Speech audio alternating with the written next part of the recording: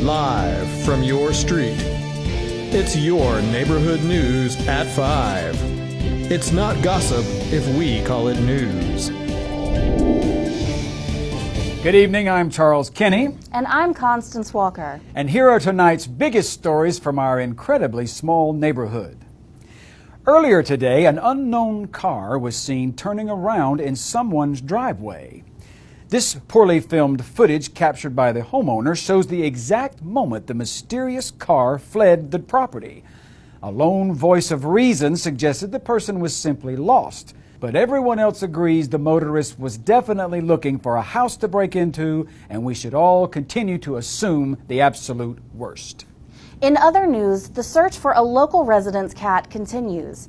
If you have any information regarding the whereabouts of Mr. Pickles, please contact the Glass family immediately, preferably before 9 p.m. if it's a school night. On the edge of town, construction crews are currently clearing out land for what sources say will be a new Olive Garden, or a Red Lobster, or maybe even an Outback Steakhouse. Who are those sources, Charles? Some guy on Facebook. Sounds reliable. It's time for a traffic update with our very own Larry Rush. How's it looking out there, Larry? It's still business as usual out here, Constance. We have no major delays on the road or highway, but some of y'all driving way too fast. Kids live here, and there's still some confusion regarding the median crossover at the entrance point to the neighborhood. Apparently, we have no clue how that works. Any idea when those conditions will improve, Larry? Until they put a traffic light there? Never. All right, thank you, Larry. And now for a special investigative report, we join Randall Rhodes live in the field. What do you have for us, Randall? I'm standing outside my residence at 8602 Mill Springs Lane, where all of the lights just went off. I tried flipping the switch multiple times, but nothing happened. Did all the lights blow at once, or is the power out? Only time will reveal the cause. Hey, Randy, your lights go out? Yeah, yours? Yeah. New information suggests the power is out in the neighborhood. Now I'm going to forget about that in about 5 seconds when I walk back inside my dark house and try to turn the lights on like an idiot. Charles.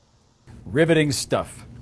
In related news, paperwork obtained from my own mailbox shows that my power bill was 5 times more than the usual. Hold that unsolicited rant, Constance. I believe we have some breaking news on the Snake Watch. Let's go live to Willie Glass. Willie, are you there? Charles, I found yet another snake in my front yard today.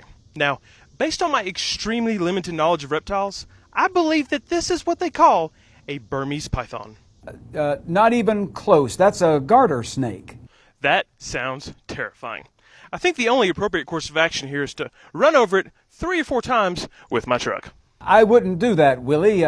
Garter snakes aren't venomous. This just in. I can now report that the giant bloodthirsty snake has left my yard and is now roaming our streets. May God have mercy on our souls. Back to you, Charles. It's a harmless garter snake. You tell that to Mr. Pickles!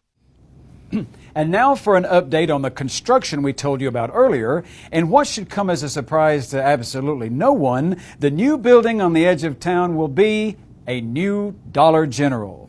That's just what this town needed, reported no one. That's it for tonight's broadcast. For Constance Walker, I'm Charles Kinney. Good night, y'all.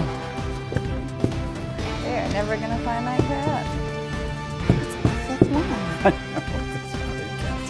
Renaissance Bank, the best bank in the South. Visit RenaissanceBank.com to learn more.